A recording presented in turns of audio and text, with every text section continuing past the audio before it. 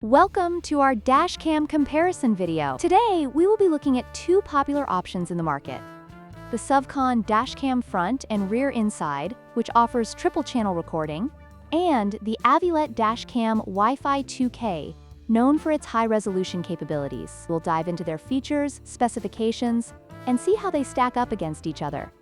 When it comes to pricing, the Suvcon dashcam is priced at $69, which is higher than the Avilet dashcam, which retails for $59. This makes the Avilet a more budget-friendly option for those looking to save while still getting quality features.